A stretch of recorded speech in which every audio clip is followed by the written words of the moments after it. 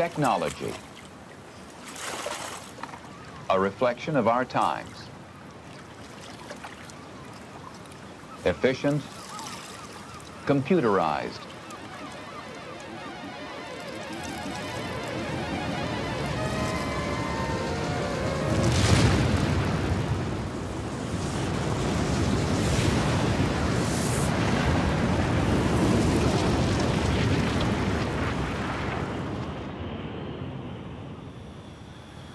Technology is the human imagination converted into reality.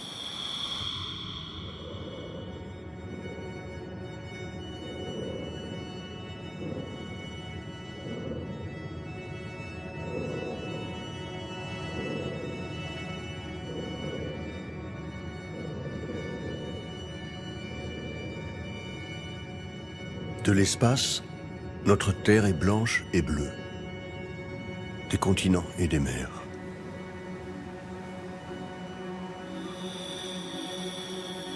En bas, un paradis.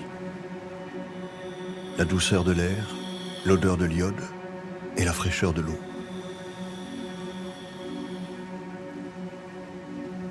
Là, entre 0 et 15 km au-dessus du niveau de la mer, tout autour du globe, il y a ces 1400 milliards de tonnes de dioxyde de carbone. Le CO2 que nous avons émis depuis le début de l'industrialisation. Des milliards de tonnes prisonnières de la basse atmosphère.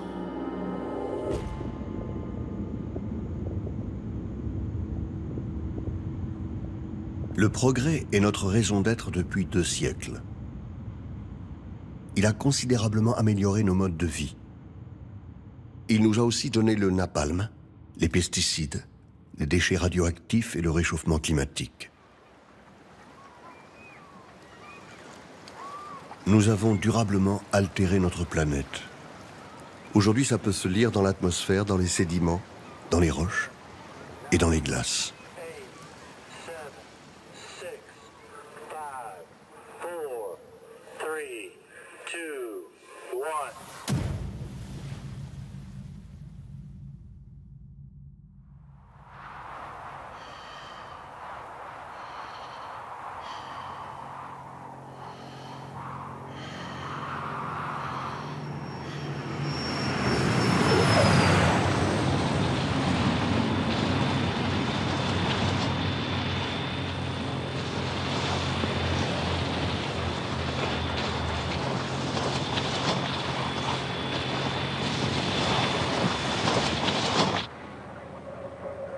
La communauté scientifique mondiale multiplie les alertes depuis 40 ans. L'impact de l'homme sur la nature est tel que nous serions entrés dans une nouvelle époque de l'histoire de la Terre. Une nouvelle époque géologique.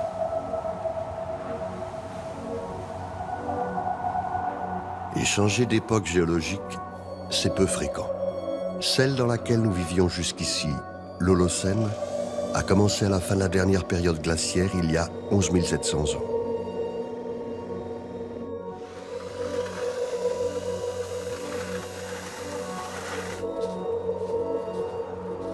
Cette nouvelle époque a déjà engendré des milliers de publications scientifiques. Les stratigraphes de l'Union internationale des sciences géologiques ont proposé un terme pour la nommer. L'Anthropocène, c'est-à-dire l'âge de l'homme. En clair, ce que nous vivons aujourd'hui ne serait pas une simple crise environnementale, mais une révolution géologique d'origine humaine.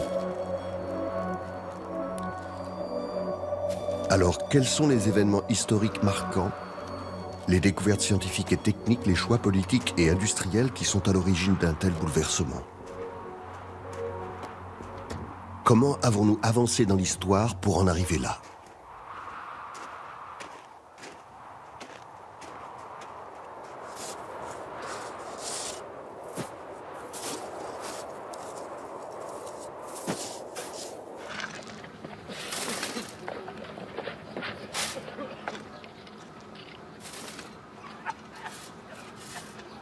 Quand ces images sont filmées, l'homme creuse la terre pour les besoins de son industrie depuis des siècles déjà. Le commencement de l'extraction industrielle de la houille, le charbon de terre, à l'aube du 19e siècle, marque le début de l'exploitation des énergies fossiles hautement productrices de CO2.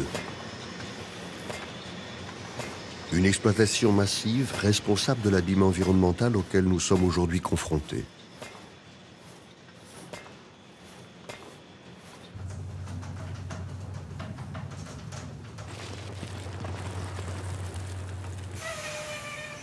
Cette aventure n'a pas débuté en Russie, en Allemagne, en France, ni même aux États-Unis. Elle a débuté en Angleterre.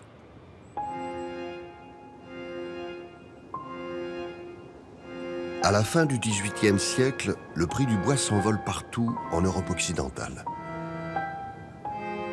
Les forêts, exploitées toujours plus intensément pour approvisionner les foyers, les forges, les ateliers et les petites industries de l'époque, n'y suffisent plus. Les forêts dépérissent. Les savants s'alarment. Que faire face à la pénurie de bois? Comment lutter contre la déforestation et son cortège de désastres, érosion, glissement de terrain, inondations et même déjà changement climatique? Dans la pensée dominante de l'époque, la Terre est une création divine. Une création parfaite. La déforestation est donc une altération périlleuse de la création. L'exploitation du charbon de terre s'annonce alors comme une solution miracle, une solution écologique face à la crise forestière. Le sous-sol pourvoira sans limite les hommes en combustible. Les ateliers tourneront à plein régime et les forêts pourront se reconstituer. C'était il y a 200 ans, aux premières heures de la révolution industrielle.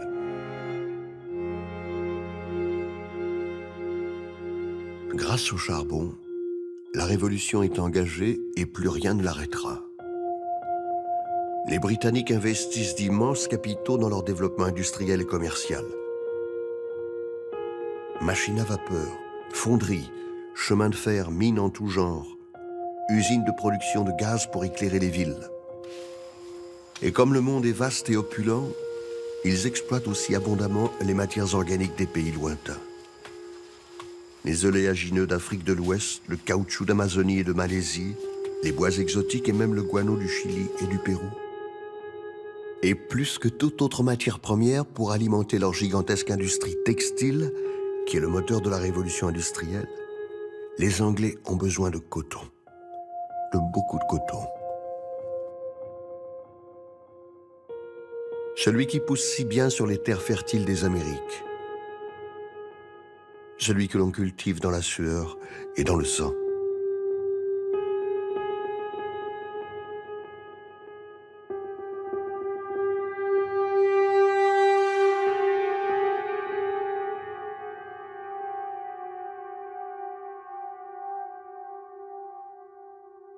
À l'aube du XXe siècle, le globe entier devient le terrain de jeu des puissances européennes qui contrôlent 85% de sa surface habitable.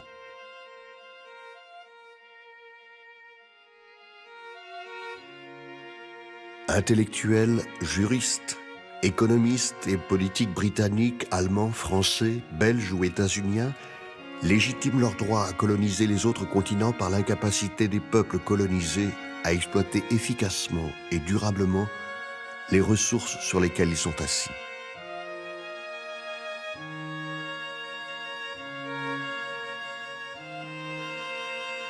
À ce moment-là, l'homme blanc, plus industrieux, plus éclairé par la science, s'octroie le droit à diriger le globe pour, dit-il, mettre ses ressources à disposition de l'humanité.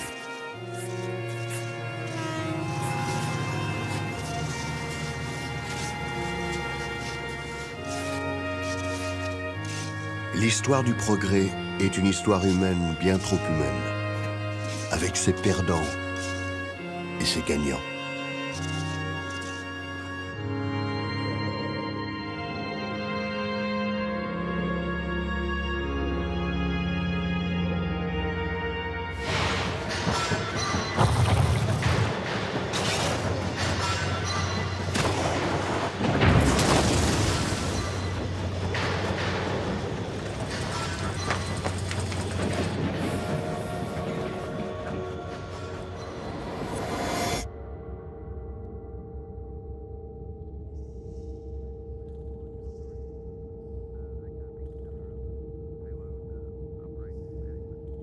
L'exploitation des sols, la progression de l'industrie, la colonisation des antipodes, c'est-à-dire l'histoire moderne, est un tout petit moment sur l'échelle des temps géologiques.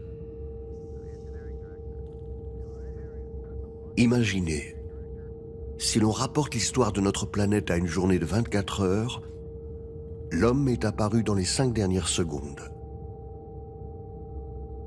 Et l'époque de l'Anthropocène, c'est-à-dire l'époque industrielle, serait apparue dans les 2 derniers millièmes de seconde.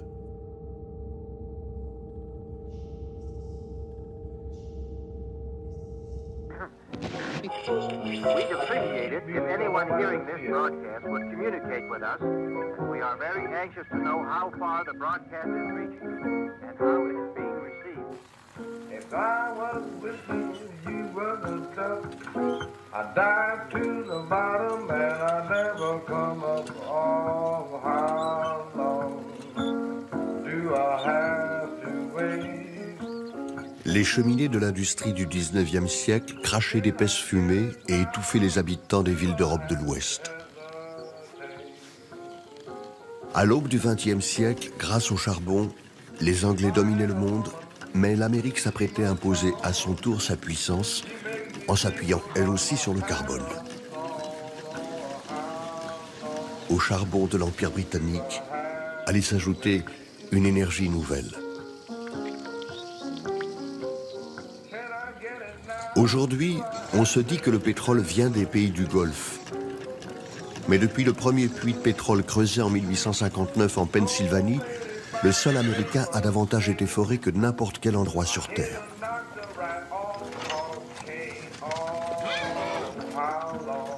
Il y a eu dans l'Amérique de la fin du 19e siècle une ruée vers le pétrole, comme il y eut des ruées vers l'or. L'or noir de Pennsylvanie a attiré les explorateurs, les aventuriers et quelques hommes d'affaires bien inspirés.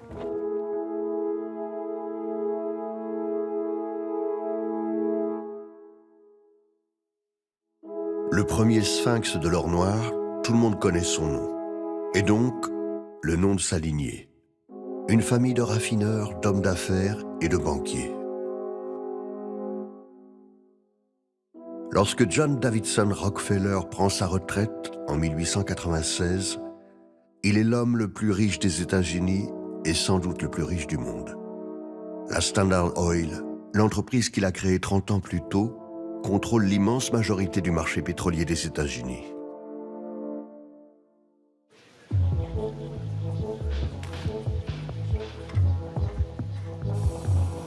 Dès le début de son exploitation, le pétrole va accélérer la révolution industrielle. Très vite, il va irriguer le monde et servir pour l'éclairage, pour le chauffage. Il va progressivement remplacer le charbon comme combustible pour la fabrication du ciment et donc du béton utile à l'extension des villes. Le pétrole va entrer dans la fabrication de la peinture, de la teinture, de la pharmacie, de la cosmétique et des solvants. Il va permettre l'émergence du marché du bitume et de l'asphalte, mais aussi de la cire paraffine, avec laquelle on fabrique le chewing-gum, la gomina, les bougies. Tout cela avant même que la grande époque de l'automobile démarre.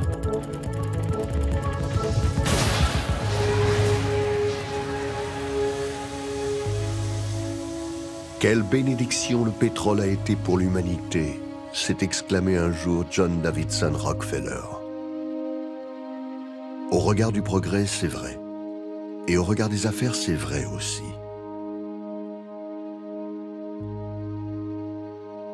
Le pétrole va offrir aux classes dominantes de l'époque la possibilité de faire fructifier leurs affaires sans s'encombrer de la contestation sociale.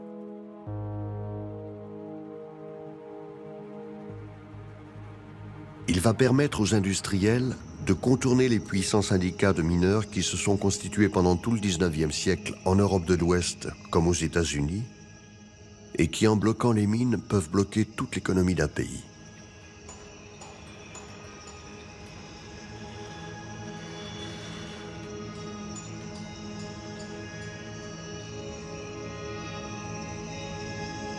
Avec le pétrole, Les industriels ont sous la main une matière fluide dont l'extraction se fait en surface. Grâce à cette fluidité, ils n'ont plus besoin de recourir au traditionnel réseau de transport que les ouvriers de la mine pouvaient facilement interrompre. Une fois les forages réalisés, l'installation des pipelines et des tankers permet d'organiser une production et une distribution flexible, rapide, internationale. Une production peu gourmande en main-d'œuvre. Le pétrole est une opportunité telle que dès le début du XXe siècle, les firmes pétrolières se lancent dans l'exploration de nouveaux territoires. De la Russie à l'Iran, les pionniers du pétrole ont entre les mains une matière fossile abondante qui va devenir un enjeu stratégique. Une énergie qui va jouer un rôle majeur dans l'histoire de l'Anthropocène.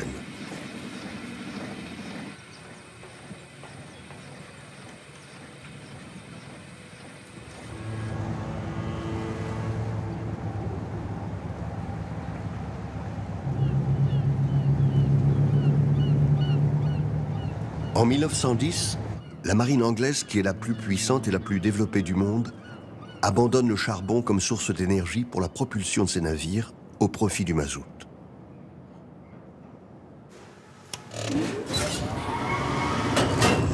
Dans un même temps, les besoins grandissants de la Royal Navy poussent les industriels à développer des usines capables de produire des centaines de milliers de pièces chaque année. Le soutien du travail manuel des ouvriers, par la précision et la rapidité de la machine, préfigure un concept nouveau, la production de masse.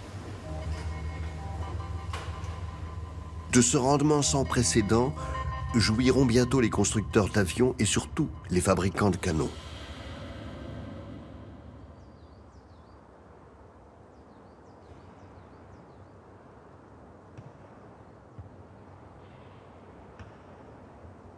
Entre 1914 et 1918, des dizaines de millions d'hommes sont tués sur des fronts figés, statiques, immobiles.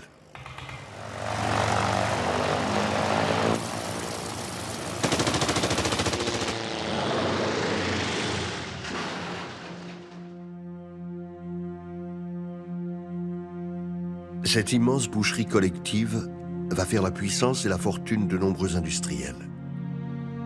Partout, des entreprises se développent grâce aux commandes massives des États en guerre. C'est le cas, pour n'en citer que quelques-uns, de Ford aux États-Unis, de Vauxhall en Angleterre, de Daimler en Allemagne, ou encore des ateliers d'un inventeur français de l'Ouest parisien, Louis Renault. L'homme construit sa première automobile artisanale en 1898 à 21 ans. Le jeune pionnier est un autodidacte brillant et visionnaire.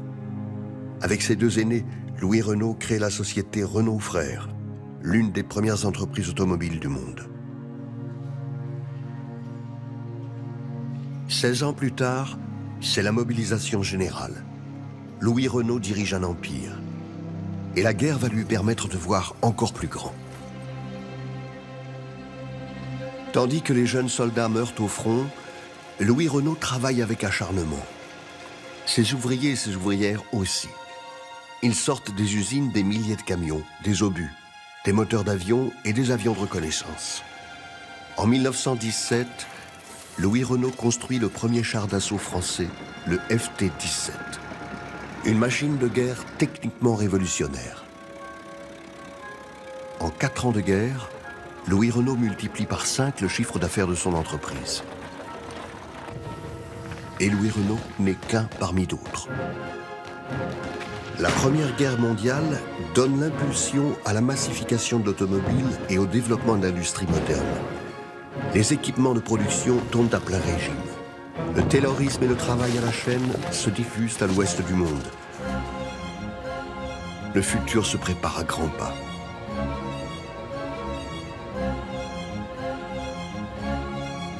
Outre-Atlantique, les entreprises américaines bénéficient de commandes considérables. L'excédent commercial du pays explose. Il passe de 400 millions à 3,8 milliards de dollars en 4 années seulement. La guerre stimule les investissements dans la construction navale, l'aéronautique et la production d'engins à moteur. Et pour que cela soit possible, il faut aussi qu'accélère l'extraction charbonnière et pétrolière. Et donc, la production massive de CO2. Notre problème d'aujourd'hui.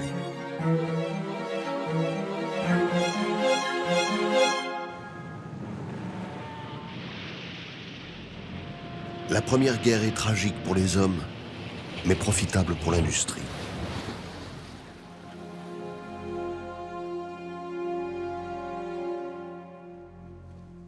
Et dans cette guerre, il n'y a pas que l'automobile, l'aviation, le charbon et le pétrole. Il y a aussi la chimie. Poudre d'explosifs, balles et bombes sortent des usines d'Europe et des États-Unis en quantité sans précédent. L'entreprise américaine DuPont produit près de la moitié des explosifs nécessaires aux forces alliées. En 4 ans, DuPont croît immensément. La compagnie de la côte est américaine passe de 5 000 à près de 50 000 employés. En Allemagne, pour les besoins de la guerre, Fritz Haber, un brillant chimiste, coordonne les recherches des entreprises BASF, Hoechst et Bayer. Haber est l'un des plus grands chimistes de son époque. Pour fournir l'armée allemande en explosifs, il vient de mettre au point un procédé de synthèse de l'ammoniac qui servira de fertilisant dans toute l'agriculture du XXe siècle.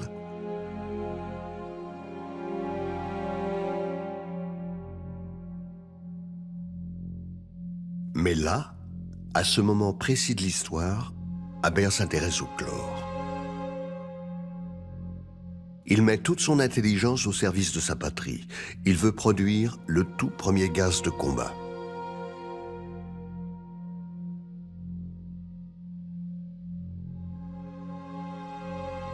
Dans son sillage, les Français et les Anglais développent eux aussi leur propre gaz.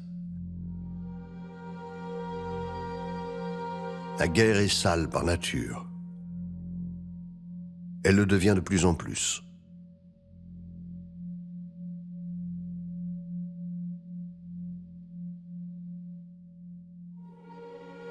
Loin de la boue des tranchées, une autre guerre est en train de s'engager.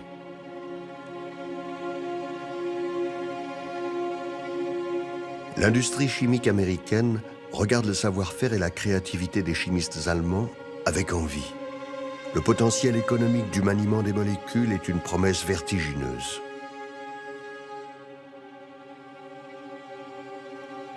Dès l'entrée en guerre des États-Unis en 1917, le président Wilson crée l'Office de la propriété étrangère.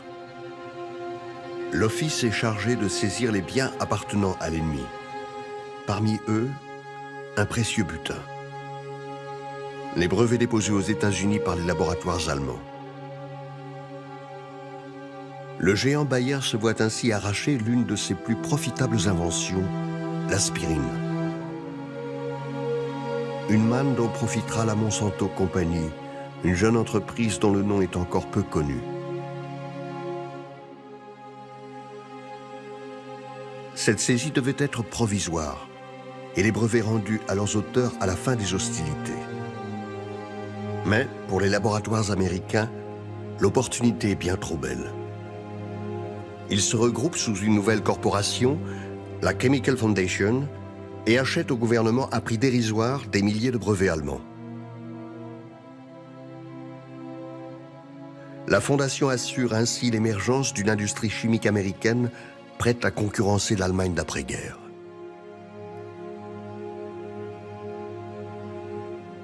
De l'autre côté de l'Atlantique, les chimistes allemands doivent réagir. Pour pallier à la spoliation de leurs brevets, ils s'unissent en 1925 et forment le groupe IG Farben. Le brio des chimistes allemands va pouvoir encore s'exprimer. IG Farben devient rapidement le plus grand groupe de la chimie du monde. Produits pharmaceutiques, teintures, nylon, plastique, caoutchouc synthétique et pesticides, sortent de leur laboratoire.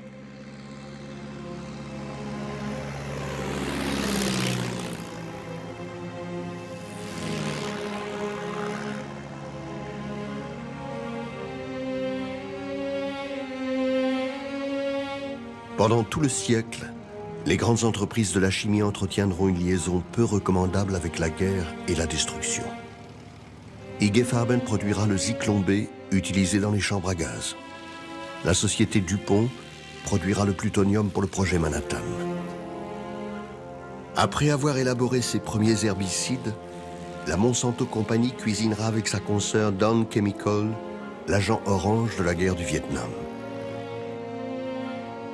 En mobilisant son génie scientifique pour tuer l'ennemi, l'homme a appris à tuer le vivant en général.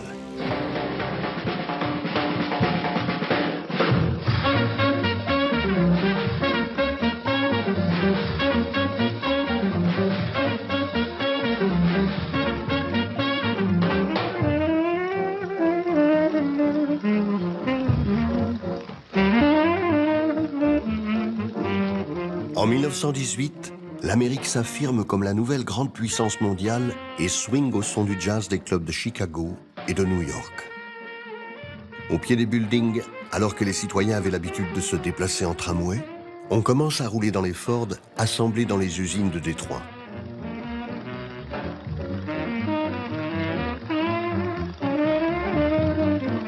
À un rythme métronomique, les Derrick aspirent leur noir pour irriguer le monde industriel. Plus que tout autre objet inventé par les hommes, l'automobile devient le symbole de la modernité. Dans un premier temps, la voiture ne profite qu'à une frange étroite de la population, des bourgeois amateurs de sensations fortes.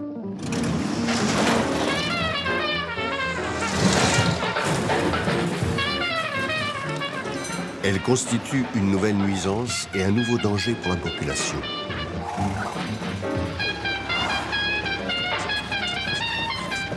De Londres à New York, de Paris à Berlin, les éditorialistes proposent de la bannir de l'espace urbain ou au moins de réduire sévèrement sa vitesse à quelques kilomètres par heure. On la dénonce comme une arme dangereuse, comme l'écraseuse.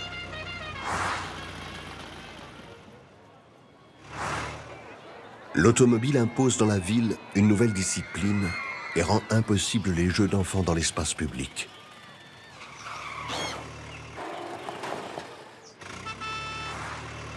En 1921, à Pittsburgh, une marche silencieuse réunit plus de 5000 personnes en hommage aux 221 enfants écrasés cette année-là. L'année suivante, la ville de Baltimore inaugure un monument à la mémoire des enfants qui ont succombé. La colère et les larmes accompagnent le développement de la voiture. Et le lobby automobile fait entendre aux piétons que la rue ne leur appartient plus. Please, lady. Always look at the traffic signal before you step from the curb.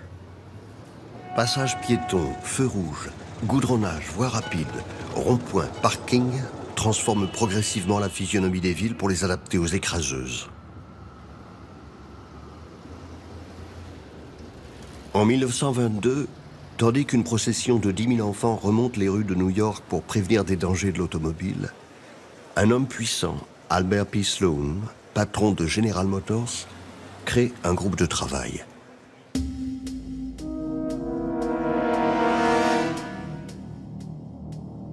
La mission de ce groupe, échafauder une stratégie pour remplacer les tramways électriques par les autobus et les voitures individuelles. Le cœur du business de General Motors.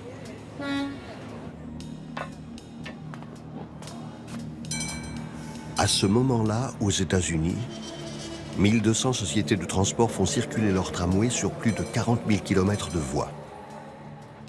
300 000 personnes travaillent pour ces petites et moyennes compagnies privées. Des millions de voyageurs empruntent ces tramways chaque jour. Sloan est un entrepreneur. Il voit grand. Il veut se tailler une part du marché.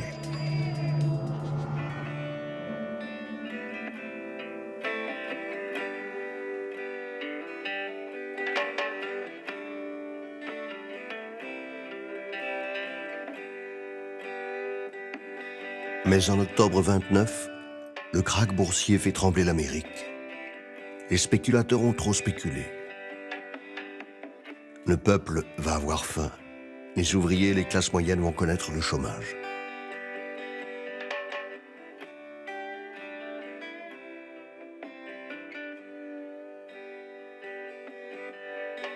Les industriels et les banquiers qui depuis des décennies enregistraient des bénéfices records sont violemment touchés. Les grands noms, Merrill, J.P. Morgan, Goldman Sachs, constatent l'abyssal effondrement de leurs avoirs. La famille Rockefeller voit son patrimoine fondre comme neige au soleil. Winston Churchill perd 500 000 $. Même Groucho Marx perd 240 000 $ dans la crise. La production de pétrole, de charbon, d'automobiles diminue drastiquement. En moins de 3 ans, General Motors, toujours dirigé par Sloan, voit son action perdre les 3/4 de sa valeur. Les industriels, les hommes d'affaires vont devoir se refaire. Sloan a toujours ses satanés tramways en tête. Et là, prises dans la Grande Dépression, les sociétés de tramway sont elles aussi fragilisées. Nous sommes au milieu des années 30. Pour Sloan, c'est le moment de passer à l'action.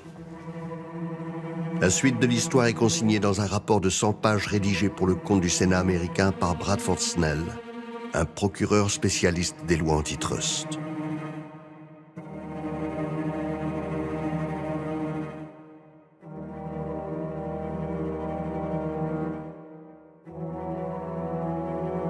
Autour de General Motors, Sloan réunit ses amis. Standard Oil, les Rockefeller donc, Phillips Petroleum et Firestone, un industriel de l'automobile, 2 dealers du pétrole et le premier grand industriel du pneu. Ensemble, ils entrent au capital d'une sombre compagnie de transport, la National City Lines. Ils en prennent le contrôle et créent une myriade de filiales. Ils achètent alors les entreprises de tramway dans près de 45 villes américaines, des petites villes et d'autres aussi importantes que Détroit, New York, Oakland, Philadelphie, Chicago, Saint-Louis, Los Angeles. Quand les municipalités ne veulent pas vendre, les hommes d'affaires n'hésitent pas à utiliser la corruption d'élus et de hauts fonctionnaires et, si besoin, les services de la pègre locale.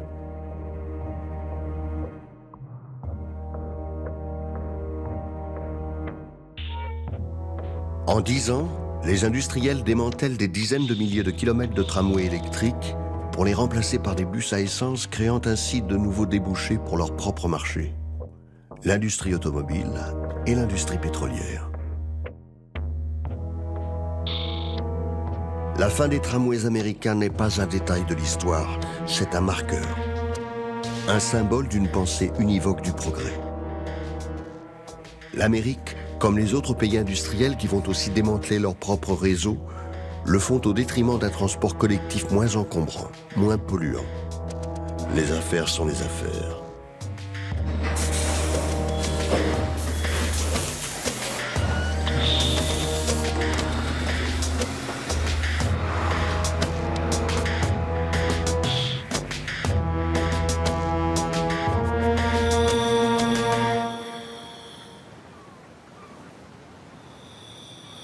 Près d'un siècle et demi s'est écoulé depuis le début de la révolution industrielle.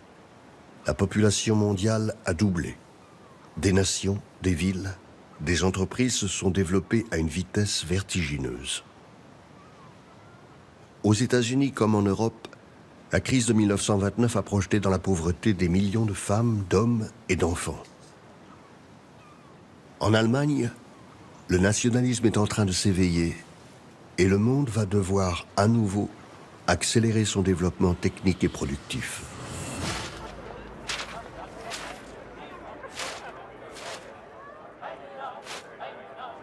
Dans les années 20, si les chimistes d'IG Farben et quelques entreprises industrielles comme Krupp ou Siemens sont en bonne santé, l'Allemagne survit avec une dette colossale et subit une crise bancaire sans précédent.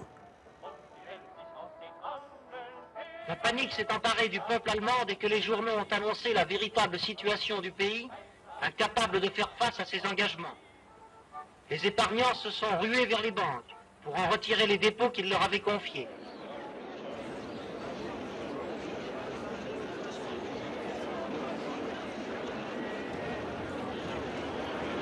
En 1933, Adolf Hitler accède au pouvoir. Il est à la tête d'un pays pauvre, plus pauvre que la France, que l'Angleterre et bien plus pauvre que les États-Unis. Le nouveau chancelier multiplie les discours dans lesquels il promet au peuple de lui redonner sa fierté. Wir müssen, so oder so, auch den letzten Mann in Deutschland, der überhaupt tätig sein will, wieder in eine Arbeit bringen. Ich glaube an unser deutsches Volk, glaube an die Millionen schaffender Menschen in diesem Volk, glaube auch an die Vernunft unseres Volkes, glaube an meinen eigenen Willen und es müsste mit dem Teufel hergehen, wenn wir dann nicht unter Deutschland wieder kräftig und unser Volk nicht mehr glücklich machen können. Adolf Hitler, fasciné par la personnalité d'Henry Ford, son génie productiviste et son antisémitisme, lance un chantier historique. La construction de 6000 km de voies rapides, le premier réseau autoroutier du monde.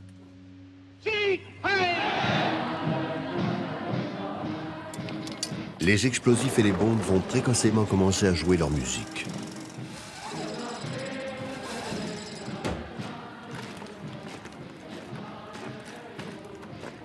Ici, non loin de la capitale allemande, on n'utilise pas moins de 2 tonnes de dynamite pour niveler le terrain, déterminant ainsi de formidables explosions.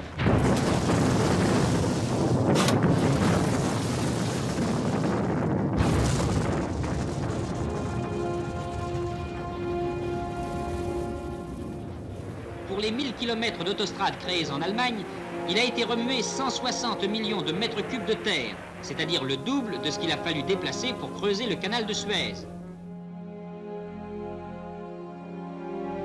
Dans l'Allemagne nazie, la construction de voies rapides ne répond à aucun besoin immédiat. Le pays est encore très faiblement motorisé. L'objectif est tout autre: occuper la main-d'œuvre en préparant la guerre. Les autoroutes devront permettre les déplacements des troupes et des blindés vers tous les fronts.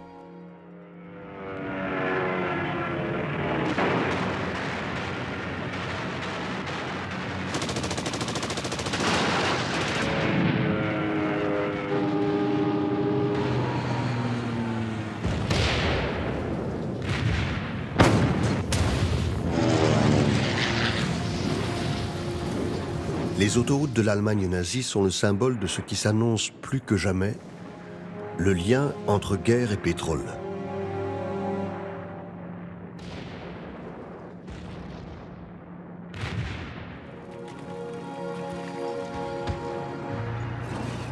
La Seconde Guerre mondiale marque effectivement un saut énergétique si radical qu'elle représente un moment sans précédent dans l'histoire de l'Anthropocène.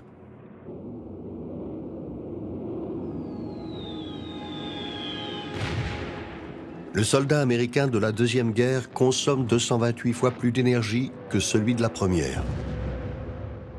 Le principal avantage stratégique des forces alliées consiste d'ailleurs dans l'approvisionnement presque illimité en pétrole américain. The clock on the wall. On the 7th day of December 1941, it struck the 11th hour. Every hour after that has been, will be, 0 hour. Time, the most vital natural resource of a country at war. Every tick of the clock is time won or lost. Every 60-minute sweep, every 12-hour tour of those relentless hands is turning out carload lots of time for us to use ourselves or to give away to the enemy. Entre 1940 et 1944, la production industrielle américaine augmente plus vite qu'à n'importe quelle autre période de l'histoire. Elle triple. La production d'avions et de munitions est multipliée par 15, celle des bateaux par 10, celle des produits chimiques par 3, celle du caoutchouc par 2. Le transport routier fait plus que doubler, le transport aérien est multiplié par 6, et le volume du pétrole transporté par pipeline par 5. Les moyens de production hors normes développés pour la guerre préparent un monde nouveau. Un futur hyper productif, hyper industriel s'annonce. Inside of 24 hours, 1/20th of a freighter or a tanker can be built. Within those same 24 hours, a squadron of tanks can roll off the assembly line, and a flight of bombers can be made ready from radio to rudder boat. In one day, 1,000 acres of corn can become 30,000 bushels of food. In one day, one plant unit can turn out enough rifles to equip a battalion of infantry, the men who, in one day, might win a war or lose it.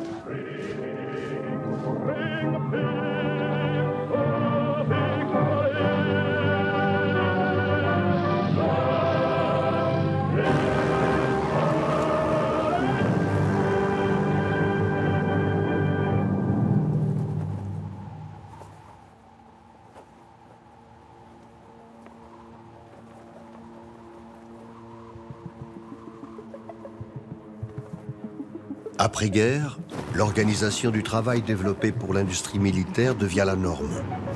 Toute l'Europe de l'Ouest converge vers les États-Unis pour apprendre comment produire vite et plus.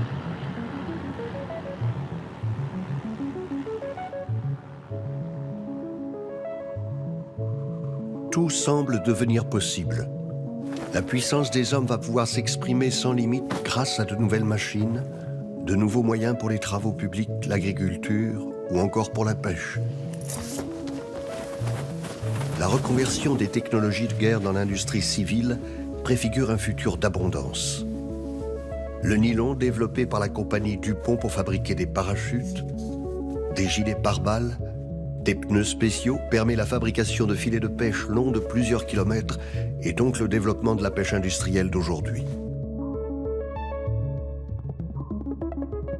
Les appareils de détection de bateaux et de sous-marins ennemis vont bientôt servir à repérer les bancs de poissons et finalement participeront à l'épuisement des ressources des océans. Les tanks, qui avaient mobilisé de nombreux industriels aux États-Unis, en Allemagne, en France, en URSS, en Italie, servent de modèle pour tous les engins à chenilles, abatteuses, débusqueuses, grumiers, bulldozers. Des machines qui accéléreront la déforestation, le développement des espaces périurbains, l'accès à de nouvelles ressources naturelles.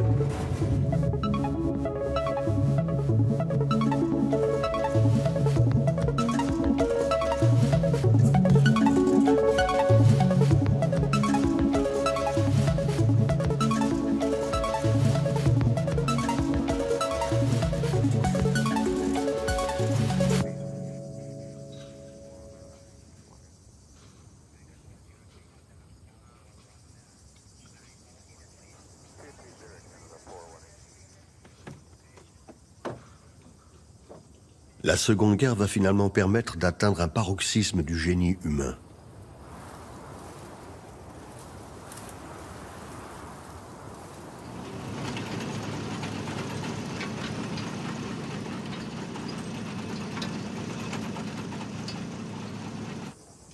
Les hommes s'apprêtent à expérimenter un nouvel outil de destruction sans commune mesure. Un événement qui marque un moment important du rapport entre l'homme et la nature.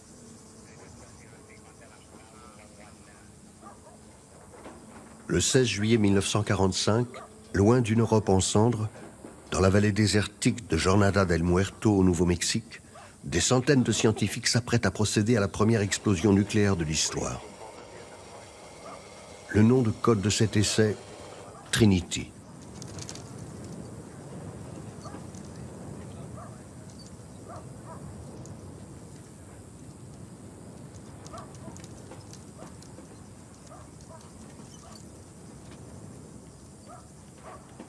Avant le tonnerre et le feu, Enrico Fermi, un des cerveaux du projet Manhattan, propose un pari à ses collègues. L'explosion, par la chaleur qu'elle dégagerait, pourrait-elle enflammer l'atmosphère et causer la fin du monde? Le pari est ironique. Les atomistes du projet Manhattan savent mieux que quiconque qu'ils jouent avec le feu.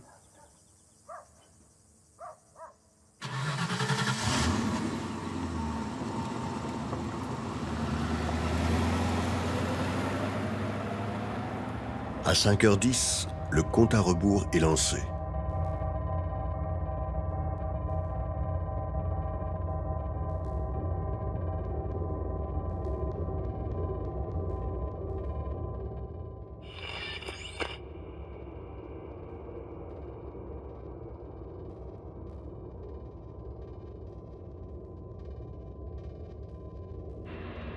This time round, stakes are kind of high. Oh, it's going to be all right, Robert. And I'm sure we will never be sorry for it. Well, we'll know in 40 seconds.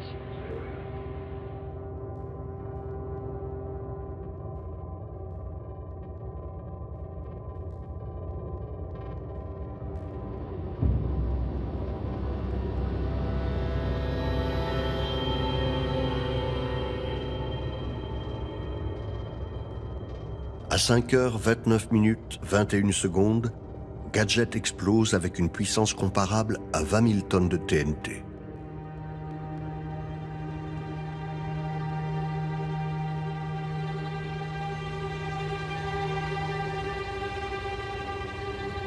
L'explosion laisse pour toujours une trace dans le sol et les esprits.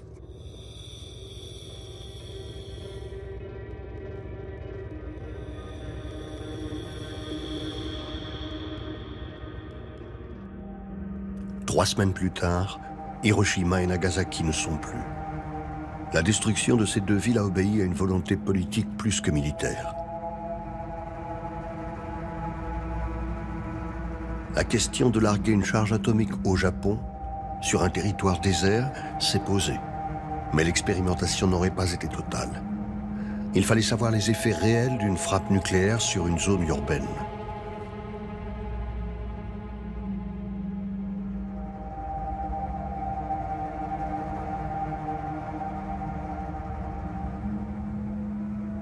And this is what the Jap sees. His cities, his factories, in ruins. A lot of you out there are probably asking, well, why show us this? The war's over. Well, we wanted to let you in on one of the big secrets of the war. Thought you might be interested. Yes, you're right. The war is over, and we won it. And by we, I mean the foot soldiers, the men at sea, the crews who flew the missions, you men and women who worked in the factories, the scientists who gave us radar and the atomic bomb. That was all part of winning the war. But now there's a matter of the peace. Most of the men in uniform will be returned to civilian life. Likewise, factory workers will go back to producing civilian goods. But our scientists must go on perfecting old inventions and developing new ones for the security of our nation at peace.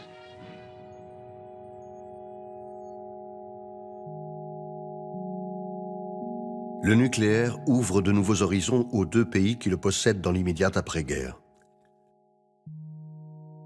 Comme les gaz de la Première Guerre, comme les tanks, le nylon ou les radars de la Seconde, l'atome pourrait bien servir à autre chose qu'à la guerre. L'homme a enfin acquis un outil décisif pour transformer la Terre. La puissance atomique est désormais le plus parfait symbole de la démesure humaine. En 1945, Julian Huxley, un éminent scientifique qui deviendra le premier président de l'UNESCO, évoque devant 20 000 personnes au Madison Square Garden les possibilités d'employer des charges nucléaires comme une dynamite atomique pour dissoudre les calottes glaciaires des pôles.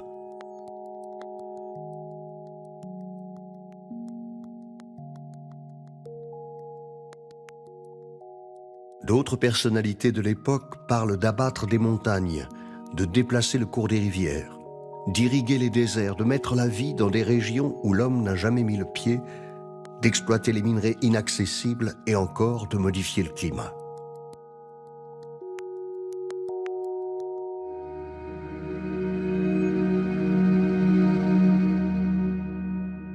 Ces visionnaires, ces stratèges bien inspirés ont l'oreille attentive des gouvernements détenteurs de la puissance nucléaire.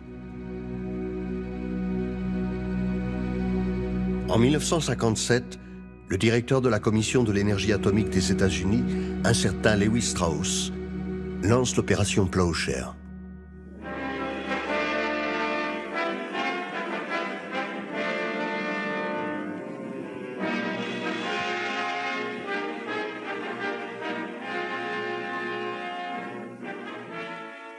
Lewis Strauss est un ancien homme d'affaires. Officier de la Navy pendant la guerre, il s'est hissé jusqu'à de très hautes fonctions dans l'administration publique. Strauss est devenu un promoteur du nucléaire américain. Pour lui, l'utilisation civile du nucléaire doit permettre de créer une atmosphère mondiale d'opinion favorable au développement et à l'essai d'armes. Le projet Plowshare est une boîte de Pandore. Les promesses folles du feu, des radiations, des explosions pourraient bien s'en échapper. Enormous energy, relatively inexpensive, compact and easily transportable.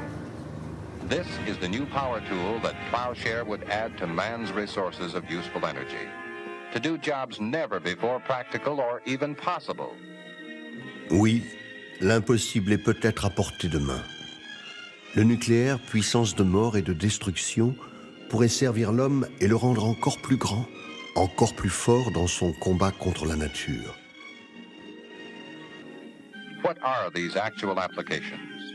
Some will be dramatic in their effect, as nuclear explosions move huge masses of earth in excavation jobs, reshaping the geography of the land in dimensions never before possible to meet the needs of man. Needs he can see as he struggles against the geography nature has pitted against him. How can the recovery of natural resources be increased to meet man's ever-growing needs? Plowshare underground engineering may be one of the answers. Nuclear explosions deep underground break and splinter huge areas of rock. These massive effects may permit highly promising recovery of resources that have been impossible or economically impractical to extract from the earth.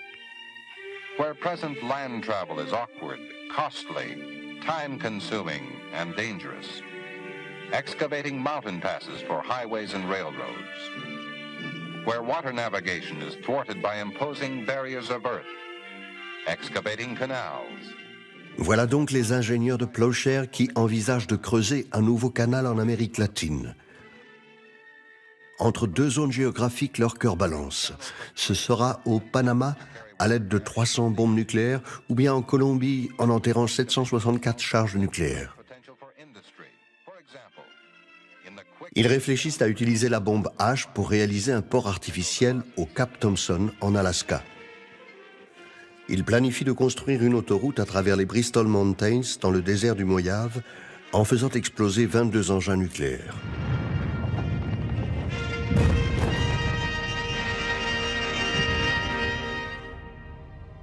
Le projet dure 20 ans et engloutit 770 millions de dollars de l'époque, soit près de 4 milliards d'aujourd'hui. Les Américains procèdent à 27 explosions à usage civil. Une horreur, mais une paille comparée à ce qui se passe à l'Est.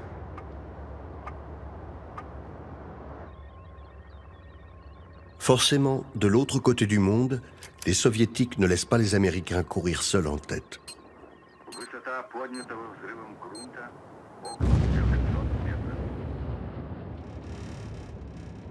Le Plowshare soviétique est baptisé Programme numéro 7.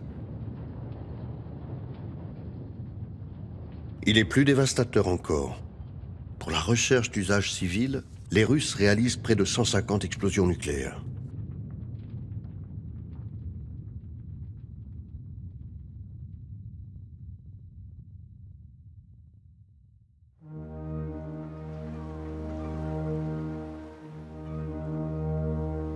Le milieu du XXe siècle marque le début de ce que les penseurs de l'Anthropocène nomment la grande accélération. C'est un point de bascule pour la planète, un changement de régime d'existence de la Terre. C'est l'aube de l'ère nucléaire, c'est l'époque du pétrole peu cher, du plastique omniprésent, de l'amiante, du béton qui coule en masse.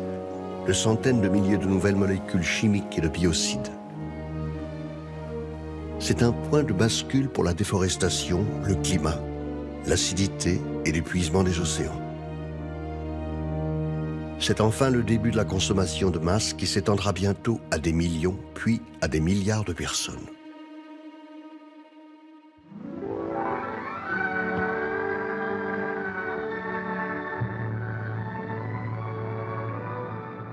Après-guerre, l'Américain moyen ne rêve pas d'extractivisme par le nucléaire ou de nouveaux canaux commerciaux.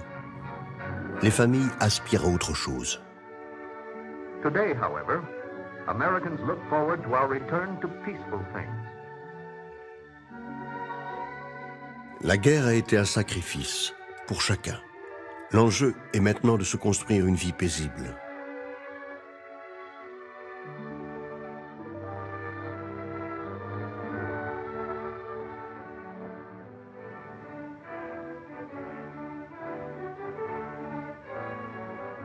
Mais dans l'Amérique de l'après-guerre, la pénurie de logements est immense.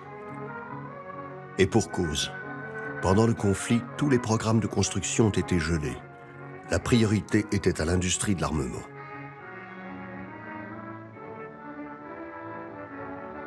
Aux abords de Chicago, de Los Angeles, de New York, partout sur le territoire, des familles des vétérans sont logées dans les bus, les caravanes ou dans des campements de fortune.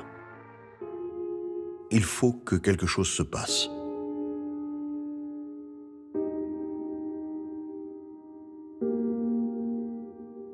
Et un promoteur, qui lui aussi revient du front, va devenir l'homme providentiel.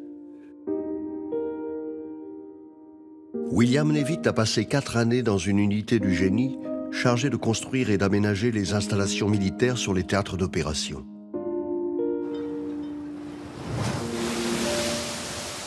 Il y a découvert la fabrication en série, adoptée par l'armée américaine pour édifier au plus vite, à partir d'éléments préfabriqués et faciles à assembler, ses bases de vie et ses bases logistiques.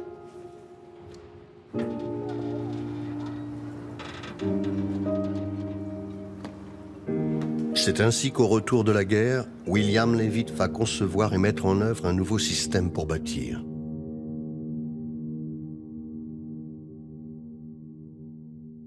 The idea that came to a man named Bill Levitt was this. Why not apply to the building of houses the same principles that have brought other American industries to their unexcelled peaks of efficiency and service? Why not mass produce the elements that go to make up a house, just as the auto industry does with the parts that go into a new car? Pre-cut your lumber so it's all ready to be assembled into the frame of a house. With the waste removed, one truck can deliver to the building site all the rough lumber that will go into 2 complete Levitt homes. Leavitt achète un terrain agricole de 405 hectares sur Long Island, à quelques kilomètres de Manhattan. Le chantier est organisé en 26 étapes, mobilisant chacune une équipe d'ouvriers. Les équipes se succèdent sur chaque unité à 18,28 mètres les unes des autres. Chaque équipe est à sa tâche pour l'édification des murs, la construction de la charpente, la pose des portes et des fenêtres, des escaliers, des éclairages, des tringles à rideaux. Les maisons sont identiques. Les familles vont bientôt y vivre un bonheur tranquille, confortable et standardisé. À Long Island, l'entreprise Leavitt & Sons érige 17 000 maisons en 2 ans. Un record. Leavitt était un précurseur, un homme au flair formidable. La performance donne naissance à un nouveau modèle de ville, des lotissements périurbains structurés autour de voies de circulation, les bien nommés Leavitt Towns. Yes, this is it, my hometown.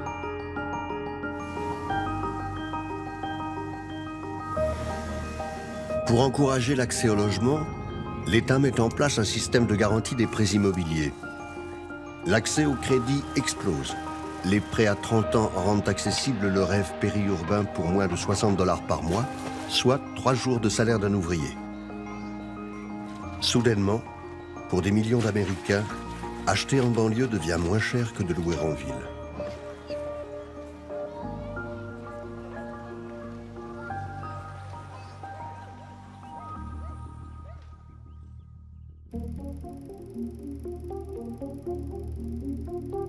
Mais dans ce moment de l'histoire, l'Amérique et avec elle le reste du monde ratent l'occasion d'un développement technique qui aujourd'hui semblerait tellement vertueux.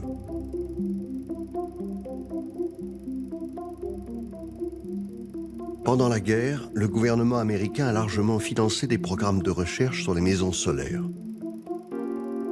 Pourquoi?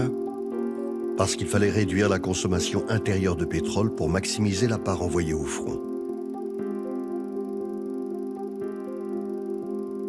En 1948, Maria Telkes, une brillante biophysicienne du MIT, met au point une maison solaire autosuffisante à 75%.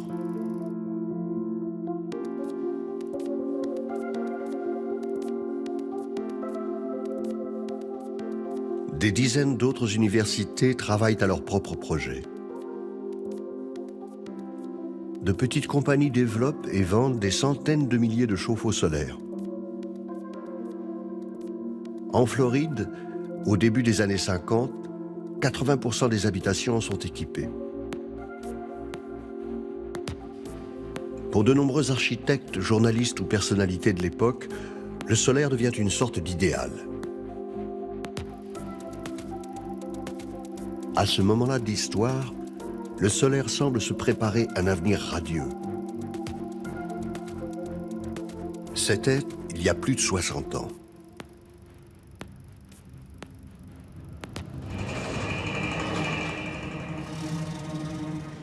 C'est l'aberration de l'électricité produite au charbon qui va pourtant s'imposer.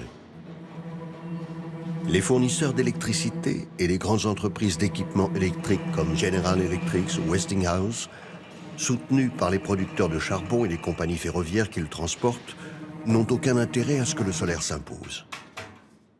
Ils vont donc organiser et financer ensemble des campagnes marketing nombreuses et efficaces. I never realized there were so many electric servants myself. There are lots of them. And one at a time or all together, they make quite a difference in the way we live. That's why every housewife wants them. The latest models with the newest improvements. Because she knows that you really begin to live when you live better. Electrically.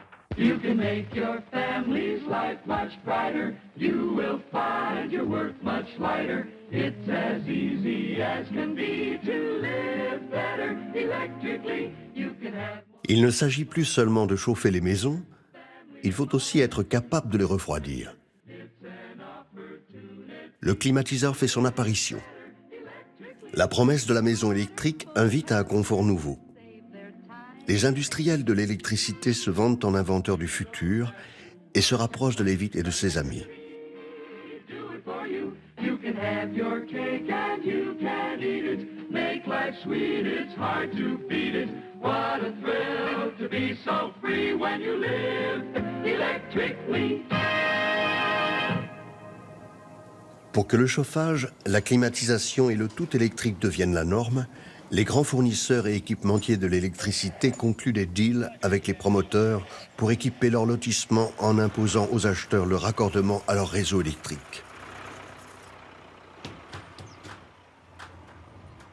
Les industriels de l'électricité et du bâtiment signent ainsi la mise à mort du développement de l'énergie solaire.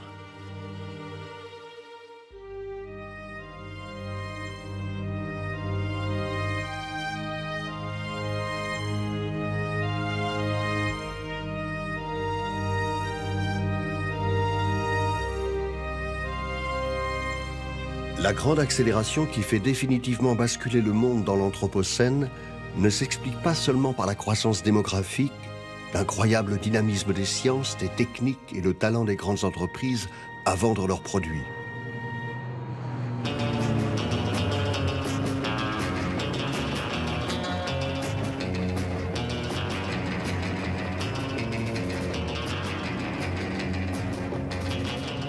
Plus que toute autre chose, c'est la guerre froide qui, en opposant capitalisme fordiste et communisme productiviste, engage le monde dans une course effrénée. De part et d'autre du rideau de fer, chaque bloc doit assurer à sa population un niveau de vie et de consommation propre à stabiliser l'ordre social et à assurer la victoire militaire, économique, culturelle et politique.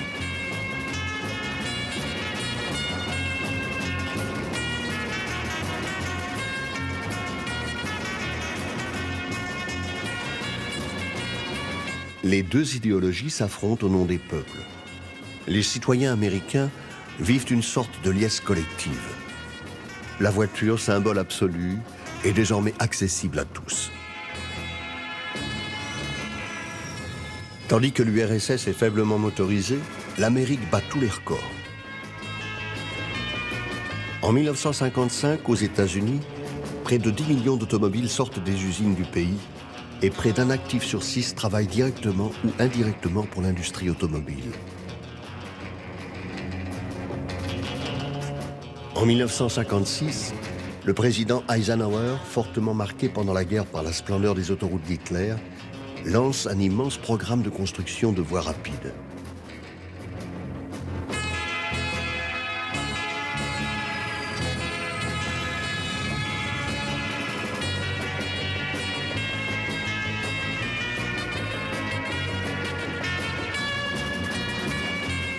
In this plan, there will be no intersections. Access will be controlled.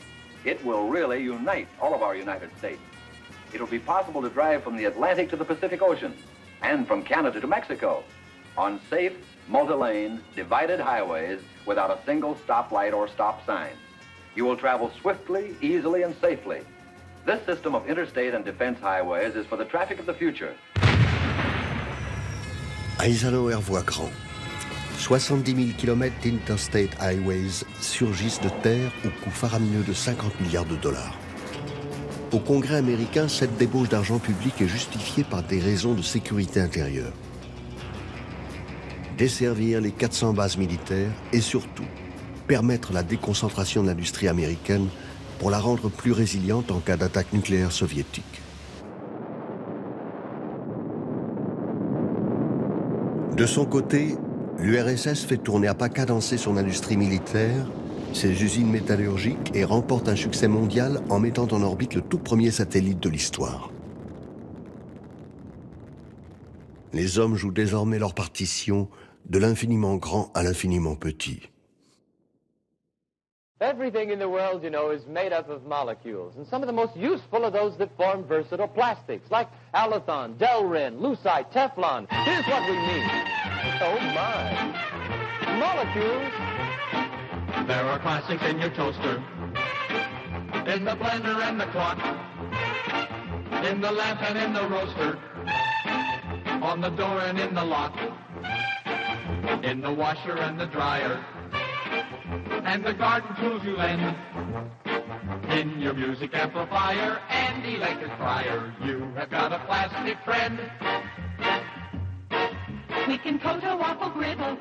En Europe, le modèle américain se répand. La société française, comme toute l'Europe de l'Ouest, entre dans la culture consumériste, avec ses icônes et ses temples, l'hypermarché, le salon de l'automobile et celui des arts ménagers.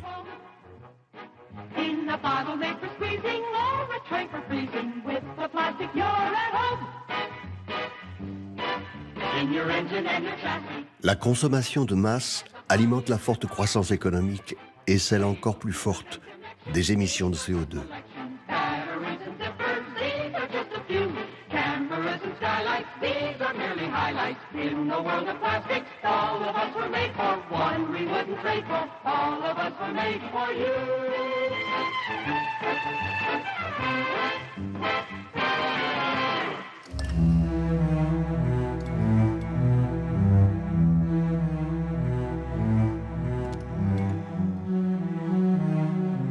Comment les États-Unis ont-ils réussi à hisser leur mode de vie à un tel niveau, dans les décennies d'après-guerre, et à entraîner toute l'Europe de l'Ouest dans cette même dynamique?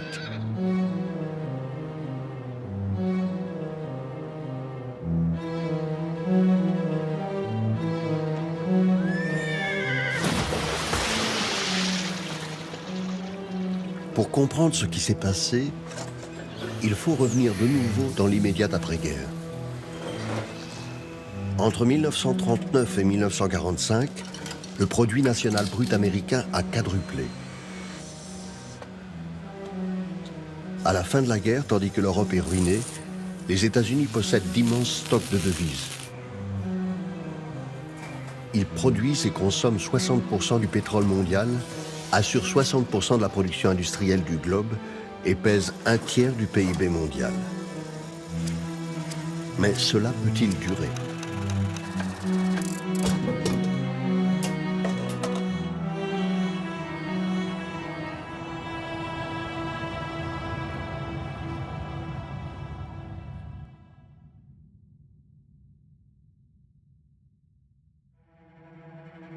À l'aube des années 50, deux naturalistes à l'avant-garde, William Vogt et Fairfield Osborn, dénoncent dans deux livres tirés à plus de 20 millions d'exemplaires une surexploitation des États-Unis et plus largement une surexploitation de la Terre entière au-delà de ce qui serait durable.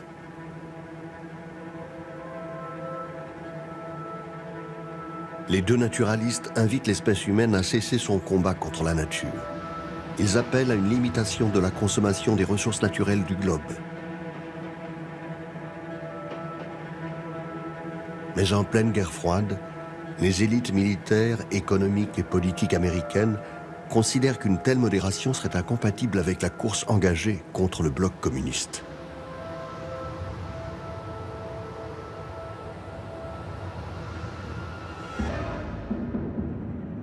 En 1951, le président Truman prend le dossier en main. Il commande un rapport à une commission parlementaire dirigée par William Samuel Paley, un homme d'affaires et de médias. Truman veut que la commission réfléchisse à l'approvisionnement américain en matières premières sur le long terme. Après plusieurs mois de travail, la commission Paley propose de mobiliser les ressources mondiales pour sécuriser l'Occident, tout en préservant les ressources américaines pour le futur. Les alertes des naturalistes sont balayées. La croissance doit se poursuivre coûte que coûte.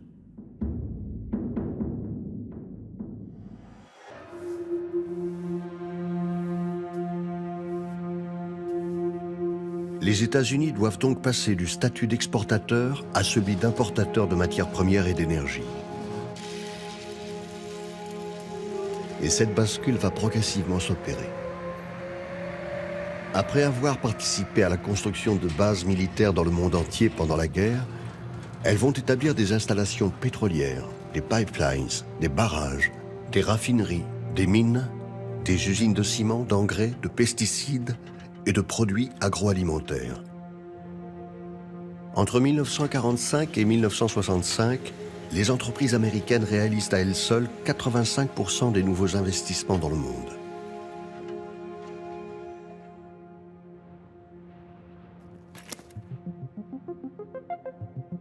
Depuis longtemps déjà, les pays capitalistes industrialisés avaient la main sur de nombreuses ressources en Asie, en Afrique, en Amérique et au Moyen-Orient. De ces territoires coloniaux, l'Europe a déjà profité sans mesure. Mais là, dans le contexte de guerre froide et de course au progrès, l'exploitation des pays du Sud change d'échelle. Les États-Unis et l'Europe occidentale drainent de plus en plus massivement les matières premières du reste du monde. Uranium, aluminium, pétrole, bois, produits agricoles. Dans cette fuite en avant, le bloc de l'Est doit lui aussi se mobiliser. Les investissements entamés pendant la guerre dans l'industrie lourde et l'industrie militaire se poursuivent. L'URSS exploite intensivement son territoire et ses ressources. Un emballement productiviste qui débouche progressivement sur les catastrophes écologiques que l'on connaît. La dévastation de la mer d'Aral, les pollutions au charbon, les contaminations nucléaires sur son propre territoire. Le reste du monde est la chasse gardée de l'Occident. Au fil des décennies, l'Afrique, le Moyen-Orient et l'Amérique latine sont vidés littéralement de leurs matières premières au profit des pays occidentaux qui n'en finissent plus de vivre de plus en plus confortablement.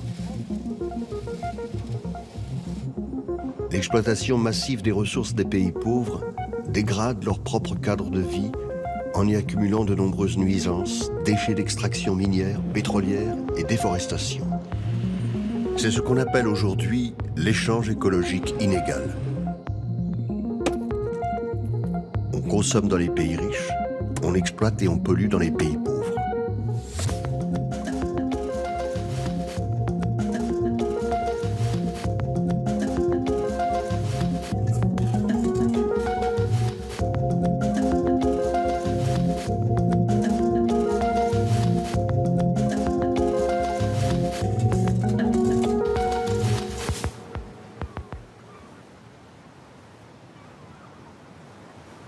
Le basculement du monde dans l'Anthropocène ne s'est pas joué sur la seule progression de l'industrie militaire, sur ses débouchés civils ou sur l'exploitation des pays pauvres. Il s'est aussi joué sur le terrain de l'agriculture.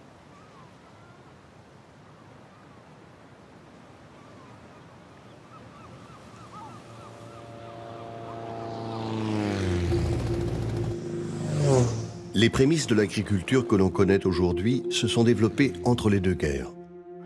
Cette époque pendant laquelle les chimistes ont développé les premiers pesticides et la production industrielle d'engrais azotés. Une période pendant laquelle les agronomes et les généticiens ont développé des variétés de céréales sélectionnées, propres à supporter ces pesticides et engrais, et suffisamment homogènes pour permettre la récolte mécanique. Une période pendant laquelle les Américains ont développé leur premier maïs hybride, quand l'URSS soviétique, l'Italie fasciste, l'Allemagne nazie et les Européens, dans leurs colonies, ont mis en place de sévères programmes de dirigisme semencier.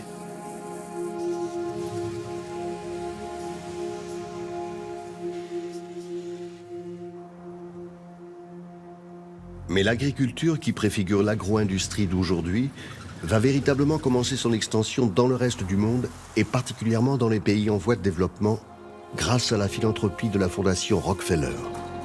Une fondation qui agit dans de nombreux domaines tels que l'éducation, la culture, la médecine, la biologie et l'agriculture. Au début des années 40, le vice-président des États-Unis, Henry Wallace, demande à la Fondation Rockefeller d'aider le gouvernement mexicain dans son développement agricole. Le Mexique peine en effet à nourrir sa population. Pour le gouvernement américain, comme pour les Rockefeller d'ailleurs, c'est un problème. Une famine au Mexique pourrait déboucher sur des instabilités politiques et risquerait de porter atteinte à leurs investissements massifs dans cette région du monde. La Fondation propose de réformer en profondeur les habitudes des paysans mexicains en important les méthodes de l'agriculture industrielle américaine, semences sélectionnées, irrigation et mécanisation. Many Mexican cattlemen, like Mr. Gonzalez, who owns this farm, have improved the breed of their animals.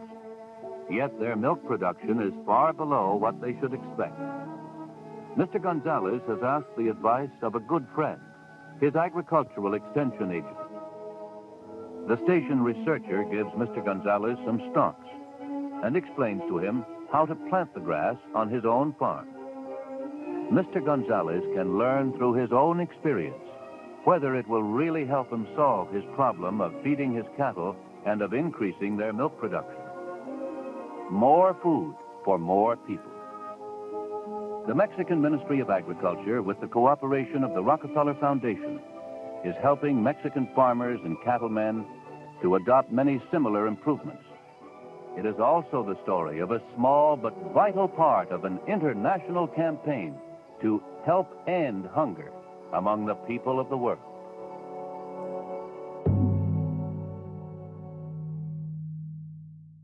Le programme de la Fondation Rockefeller débute en 1941 avec des semences de maïs hybrides. Il est rapidement étendu à d'autres types de semences, blé, haricots, riz, fourrage, et à d'autres pays de l'Amérique latine, la Colombie, le Chili, l'Équateur ou encore le Pérou. L'agriculture moderne commence ainsi son extension dans les pays du Sud.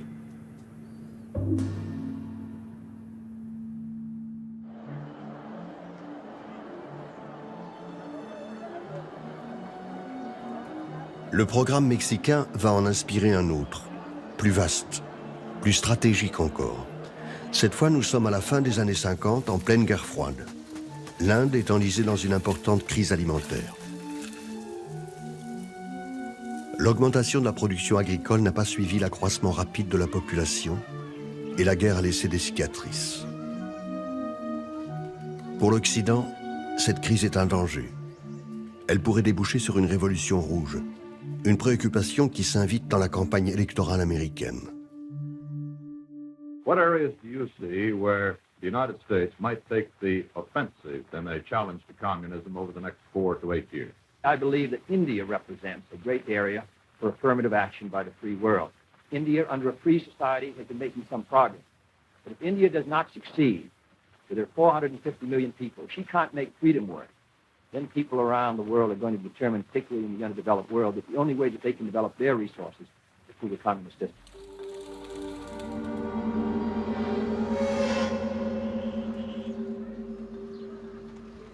L'Occident réunit ses forces. La Fondation Rockefeller, la Fondation Ford, l'Agence des États-Unis pour le développement international et la Banque mondiale se mobilisent pour soutenir le gouvernement indien dans la transformation de son agriculture. L'idée, déployer à grande échelle en Inde ce que la Fondation Rockefeller a expérimenté au Mexique et en Amérique latine. Convertir la vieille agriculture d'autosuffisance des petits paysans en une agriculture intensive et moderne. Oui, l'Inde devrait réformer ses méthodes archaïques. Oui, même les années normales, on ne donne guère à manger au bétail que des parcelles de mauvaise paille hachées. Oui, il faudrait secouer dans certaines régions le fatalisme et l'apathie des hommes, qui se contentent d'attendre l'assistance du ciel et de regarder travailler leurs femmes.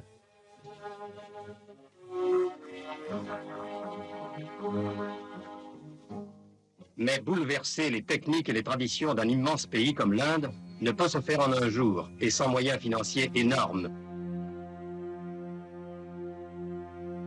Un agronome, brillant sélectionneur de blé, va faire le lien entre le Mexique et l'Inde, Norman Borlaug. L'homme a fait ses armes chez le chimiste Dupont pendant la guerre, puis dans le programme mexicain de la Fondation Rockefeller. Là, il a mis au point un blé à très haut rendement, un blé global susceptible d'être cultivé sur tous les continents. Il est tout naturel qu'au début des années 60, Borlaug soit missionné pour conduire le programme indien. Ces variétés créées au Mexique sont parfaitement adaptées.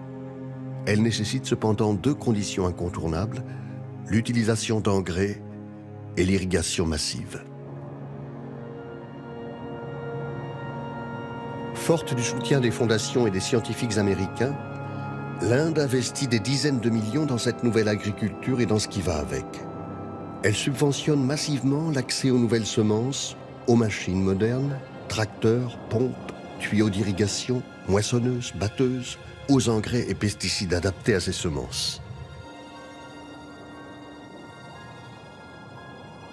De la chimie et du matériel produits à cette époque essentiellement par des grandes firmes américaines et européennes de l'agrobusiness.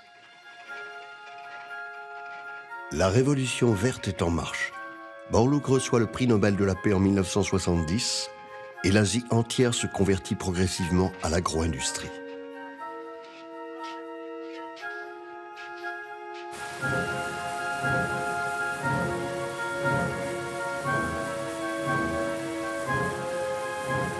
Le modèle Borlaug a permis une indéniable augmentation de la production agricole indienne, mais il n'a pas profité à tous. Il a favorisé les agriculteurs qui avaient les moyens d'investir pour devenir des entrepreneurs de l'agriculture. Il a favorisé une agriculture d'exportation massive, plus qu'une agriculture propre à nourrir les populations locales.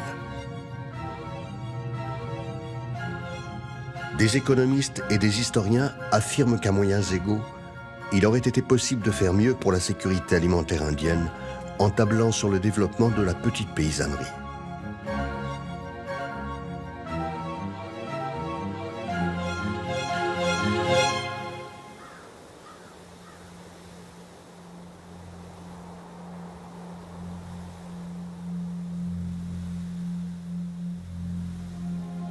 L'agriculture industrielle, qui s'est désormais répandue partout dans le monde, est un événement majeur dans l'histoire de l'Anthropocène. Ses effets sur la nature sont ravageurs.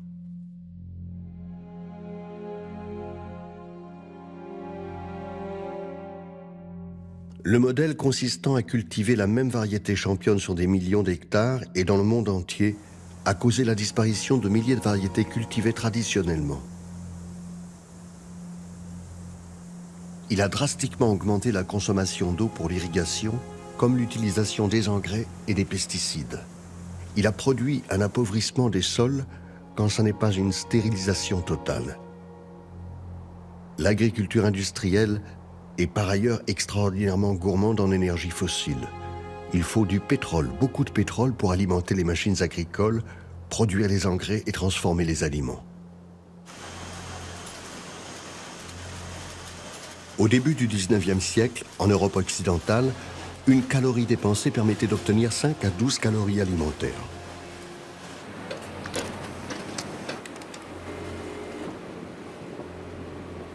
Aujourd'hui, dans des pays comme la France, les États-Unis ou le Danemark, une calorie dépensée ne permet d'obtenir que 0,7 calories alimentaires. Avec son industrialisation, l'agriculture est devenue énergétiquement déficitaire.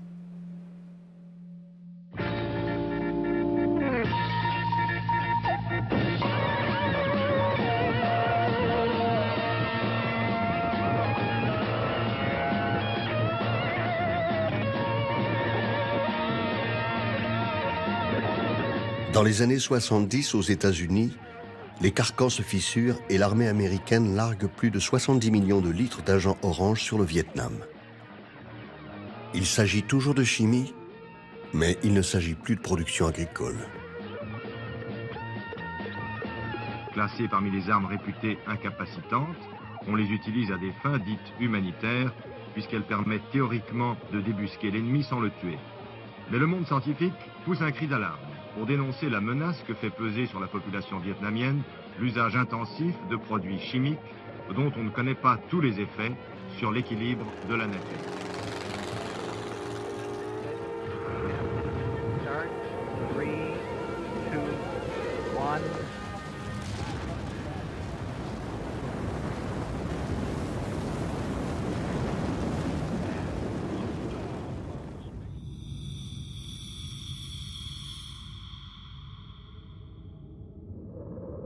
En 1972, la mission Apollo 17 rapporte la première photographie de la Terre dans son entièreté.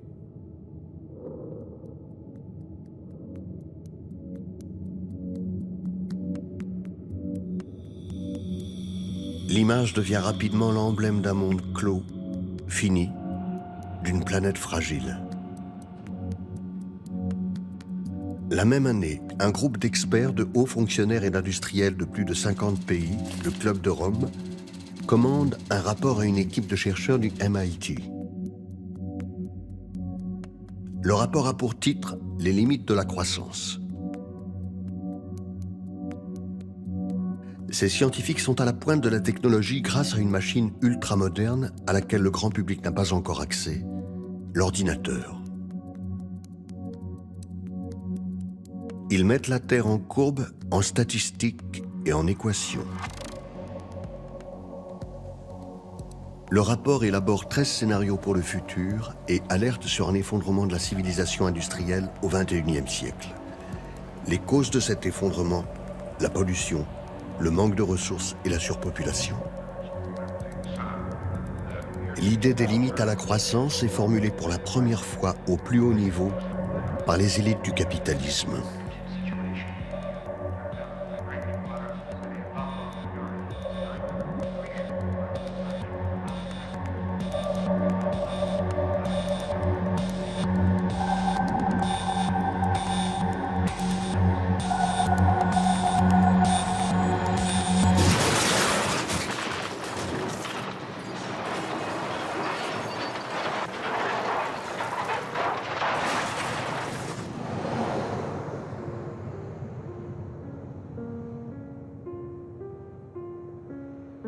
En 1973 et 1978, deux chocs pétroliers se succèdent.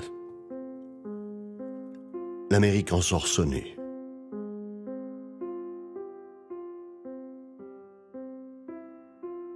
Le 15 juillet 1979, le président des États-Unis, Jimmy Carter, prononce un discours retentissant devant 65 millions de téléspectateurs. Human identity is no longer defined by what one does, but by what one owns. But we've discovered that owning things and consuming things does not satisfy our longing for meaning. We've learned that piling up material goods cannot fill the emptiness of lives which have no competence or purpose.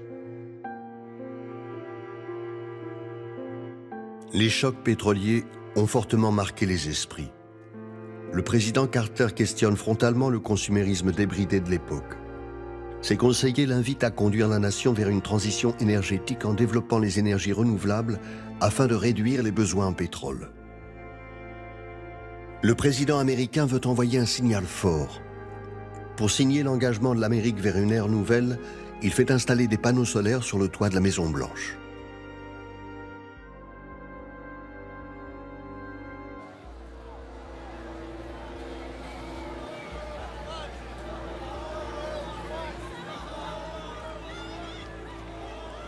Carter et ses conseillers sont effectivement dans leur temps. Depuis plusieurs années, quelque chose gronde dans la société américaine comme en Europe. Quelque chose qui ressemble à un réveil écologique. Quelque chose qui n'est en fait que le prolongement des alertes du passé.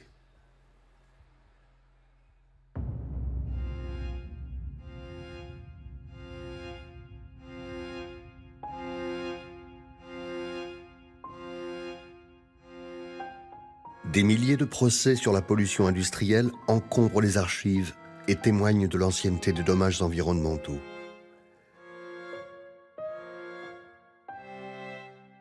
Les bilans comptables des usines chimiques montrent que chaque année, les industriels dédommageaient leurs voisins pour les récoltes perdues et pour la dégradation de leur environnement.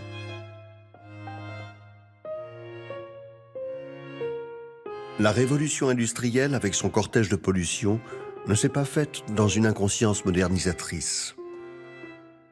Les médecins du XVIIIe et XIXe siècle faisaient de l'environnement le déterminant essentiel de la santé.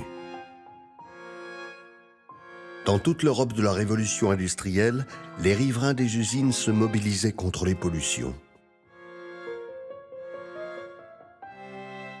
En ville, les polices portaient une attention scrupuleuse à la qualité de l'air, surveillaient étroitement les ateliers, leurs fumées et leurs écoulements. Décennie après décennie, 2 siècles durant, les alertes n'ont jamais cessé. Et dans les années 70, certains ont cru que tout allait enfin changer. On connaît la suite. In this present crisis, government is not the solution to our problem. Government is the problem. Les lobbies industriels s'organisent contre le mouvement écologiste et les régulations environnementalistes.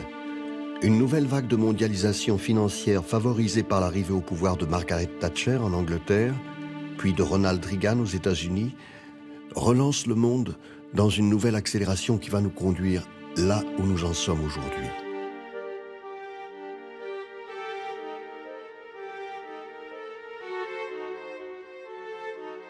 Les hommes et les femmes que nous sommes deviennent chaque jour des consommateurs de plus en plus gourmands, compulsifs et nombreux. Les pays riches ont dopé leur économie malgré une stagnation de leur productivité et des salaires par un surcroît de consommation permis par l'endettement, les prix bas du pétrole, des matières premières et de la main-d'œuvre asiatique. La Chine, l'Inde, le Brésil sont devenus les ateliers et les greniers du monde. Ils sont désormais aussi de gigantesques producteurs de CO2 et de pollutions multiples.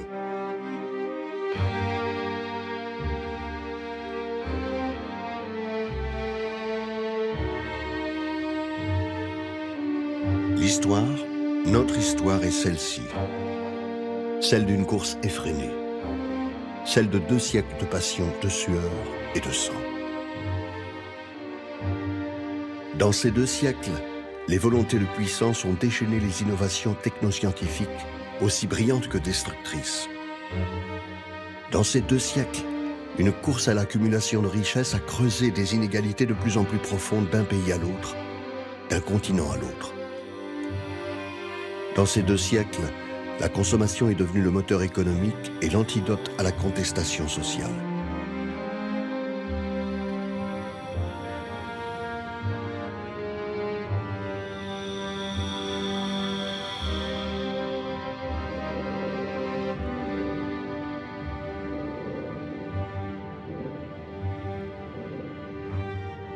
Les 1400 milliards de tonnes de CO2, invisibles, prisonnières de la basse atmosphère, sont bel et bien là. La biodiversité décline. Les gros émetteurs de CO2 sont aujourd'hui les 20% d'hommes et de femmes les plus riches de la planète. Le mode de vie développé depuis le début du 19e siècle par la bourgeoisie des pays industriels et colonisateurs est devenu le quotidien globalisé d'un cinquième de notre monde. Aujourd'hui, la consommation de charbon continue de croître. Celle du pétrole vient pour la première fois de passer les 100 millions de barils par jour. Et puis, on réalise peu à peu que la production massive des panneaux solaires est extrêmement gourmande en produits miniers et notre infrastructure numérique de plus en plus vorace en énergie. La promesse de salut de la planète par ces technologies dites vertes et par la dématérialisation rappelle de plus en plus la promesse de sauver les forêts et le climat grâce au charbon du début du 19e siècle. L'Anthropocène est peut-être un point de non-retour.